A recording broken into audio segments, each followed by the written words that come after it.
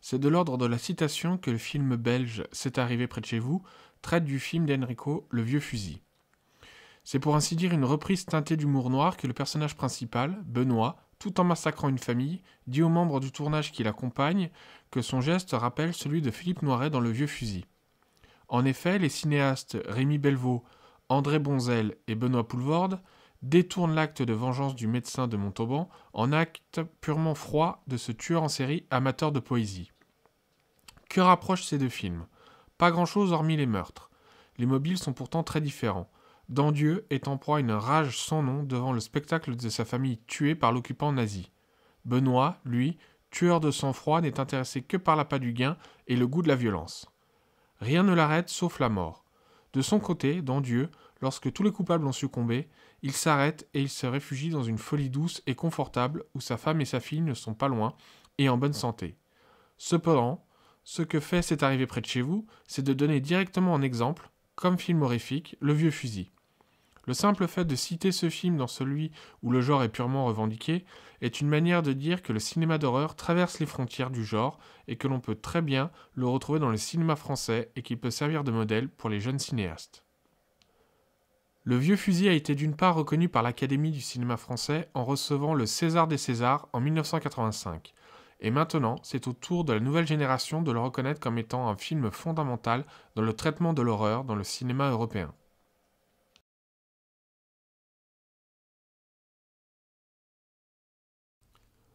Au-delà de la simple citation, Gaspard Noé utilise le sang des bêtes de Franju dans Carne afin de convoquer chez le spectateur une référence qu'il connaît bien et ainsi donne à voir avec l'abattage du cheval, qui renvoie au documentaire de Franju, à un acte quotidien rempli d'horreur.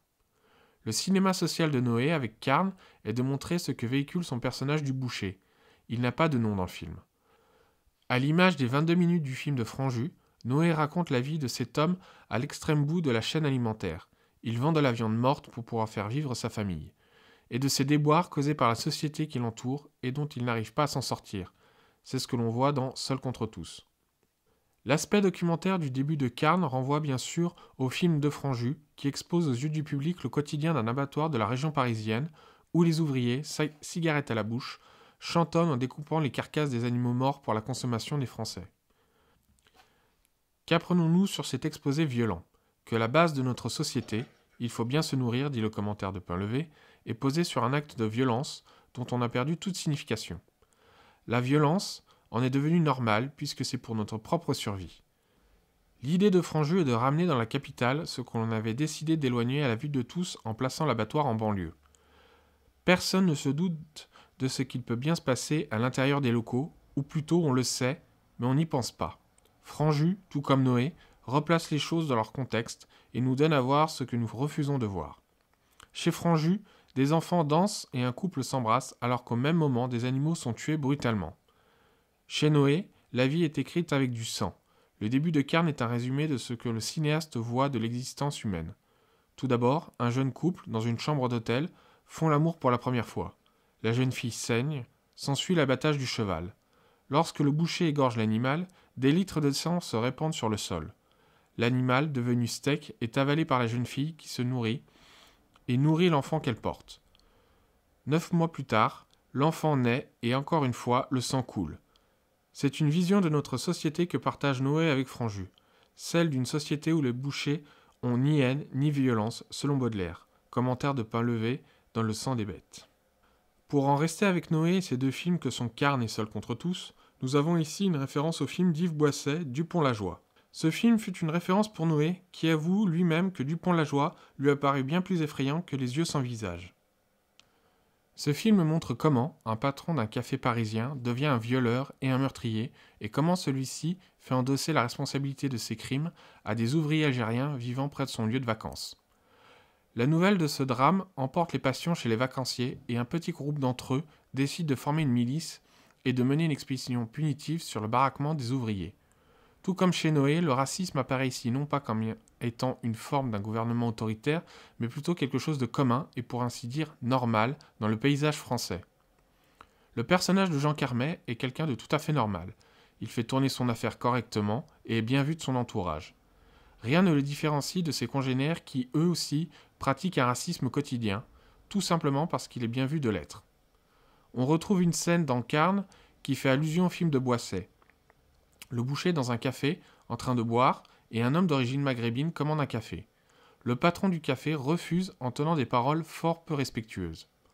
Le boucher, lui, entraîne dans sa chute morale tout ce qu'il côtoie, et les immigrés en premier lieu. Encore une fois, l'horreur apparaît dans ses actes du quotidien et sont d'un réalisme poignant.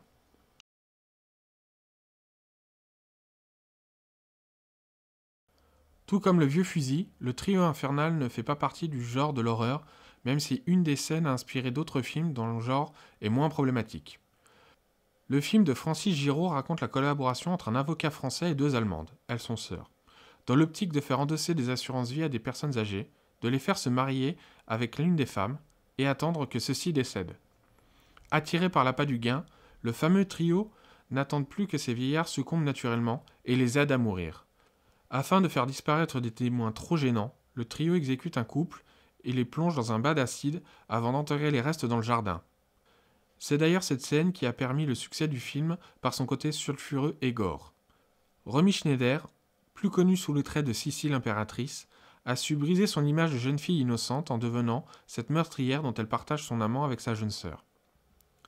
Cette fameuse scène du bain d'acide ne passa pas inaperçue et un autre film, cette fois italien, l'a repris intégralement.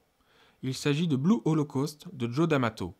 Ce film raconte l'histoire d'un jeune taxidermiste dont la fiancée vient de mourir. Il décide donc de récupérer le corps, de l'embaumer et de le garder auprès de lui en la mettant dans son lit. Quand les belles victimes découvrent le macabre secret de ce jeune homme, celui-ci n'a pas d'autre choix que de mettre fin à leur jour, et une des manières de faire disparaître les corps bientôt trop encombrants est de les plonger dans des bains d'acide. Le principe de ce genre de film est d'aller le plus loin possible dans la représentation de l'horreur. Ce fut une période faste, les années 70, où l'on vit beaucoup de cinéastes, surtout italiens, réaliser des films les plus écœurants possibles. Ce fut également le cas de Deodato et son Cannibal Holocaust, qui fit également scandale car on l'avait accusé d'avoir filmé de vraies mises à mort. Pour Blue Holocaust, le cinéaste reprend seulement le film de Giraud afin de pouvoir faire un catalogue d'horreur.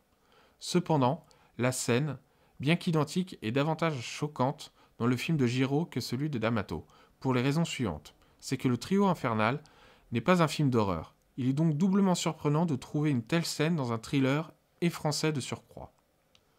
On retrouve également cette citation dans un autre film français plus récent, c'est celui de Luc Besson, Nikita.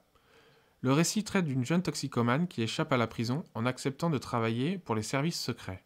Même principe que pour le trio infernal. Nikita doit faire disparaître un corps et pour cela elle fait appel à un spécialiste interprété par Jean Reno, rôle qui préfigure déjà celui de Léon.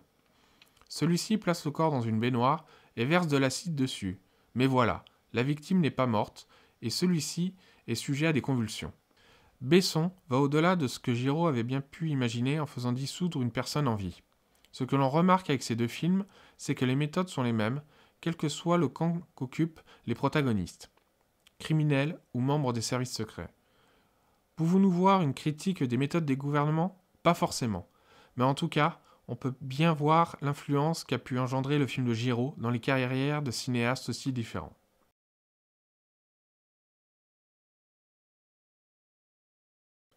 Voyons maintenant l'héritage cinématographique, mais cette fois-ci dans le sens contraire, c'est-à-dire voyons comment certaines œuvres étrangères ont contribué à la naissance de films d'horreur français.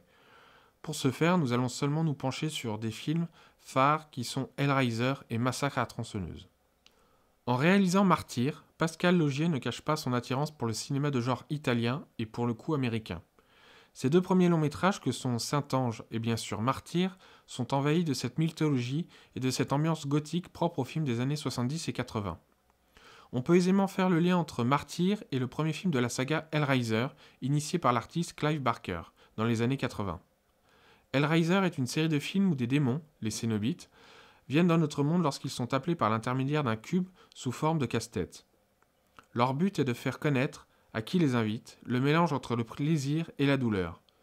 Cette franchise fut bénéfique aux producteurs qui tournèrent pas moins de 8 films avec comme personnage récurrent Pinehead. Le parallèle que l'on peut faire entre les deux films est leur penchant pour le sadisme. Martyr parle d'une secte qui kidnappe des jeunes filles afin de les torturer pour qu'elles deviennent des témoins privilégiés d'un monde après la vie. Même si la finalité du sadisme diffère entre les deux films, l'accent est posé sur la gestion du corps humain et ses différentes évolutions dans le domaine de la torture. Chez Barker, comme chez Laugier, le corps est source de mutations qui entraînent vers un monde au-delà de ce que nous connaissons. Dans les deux cas, les victimes ne sont jamais consentantes, même si les Cénobites doivent être appelés par le biais de ce casse-tête. Les victimes ne se doutent pas un instant de ce qui va leur arriver. Là où les films divergent se trouve dans la résolution. Laugier permet de sauver ces martyrs en leur promettant de mourir. Barker, lui, ne leur laisse aucun espoir. La souffrance est éternelle. L'autre grand film à avoir participé à l'émergence d'un film d'horreur français est Massacre à la tronçonneuse de Tobe Hooper. Celui-ci servit de modèle au film de Xavier Jean, Frontières. Les deux films comportent la même structure, bien que, il est vrai, le modèle du film d'Hooper a inspiré plus d'un film dans divers pays. Le principe est le suivant. Un groupe de jeunes parcourt les routes, tombe sur une famille de psychopathes en pleine campagne. Il n'y a aucun lieu où se réfugier et le groupe de jeunes victimes va succomber jusqu'à ce qu'il n'en reste qu'un, afin de faire perdurer ce qui vient de se passer. Un plaisir certain est placé dans la description de la famille. Hopper va créer ainsi le personnage mondialement connu qu'est Leatherface, le monstre au masque de cuir humain qui tue ses victimes à l'aide d'une tronçonneuse. Mais Leatherface n'est qu'un élément dans une hiérarchie bien définie d'une famille d'assassins. Le grand-père, le père, les deux fils. Pour Jean, il y a aussi cet esprit de famille dont le grand-père, ancien membre du parti nazi, dirige avec une main de fer. Nous avons aussi les trois fils dont l'un devra reprendre le flambeau. Les filles et les femmes des fils qui ne servent qu'à engendrer une progéniture qui, faute de consanguinité, sont de véritables monstres enfermés dans une ancienne mine déserte. Le contexte politique joue également un rôle important dans les deux films. Hopper explique que la famille de monstres s'est lancée dans le cannibalisme à cause des fermetures des abattoirs, seule source de revenus possible dans une région montrée comme arriérée. Comme on l'a vu précédemment, le film de Jean part du principe que l'extrême droite est arrivée au pouvoir en France, et c'est en voulant fuir ce nouveau régime que les jeunes se retrouvent dans une auberge tenue par des nazis. Tous deux partent sur une constatation de leur société pour en créer une fiction dont les traits sont ouvertement exagérés afin d'en montrer plus facilement toute l'horreur d'une telle société. On peut maintenant dire que le cinéma français a su créer de l'horreur à travers des films non seulement venant tout droit de l'Hexagone, mais a su également s'inspirer de films venant surtout d'outre-Atlantique pour ainsi continuer à exister. Ce qu'il faut également comprendre, c'est que le cinéma d'horreur, qu'il soit français ou autre, n'est pas né uniquement que de la littérature et du cinéma lui-même. Il ne faut pas oublier l'importance qu'a eu le théâtre du Grand Guignol dans l'histoire du cinéma d'horreur et plus particulièrement français.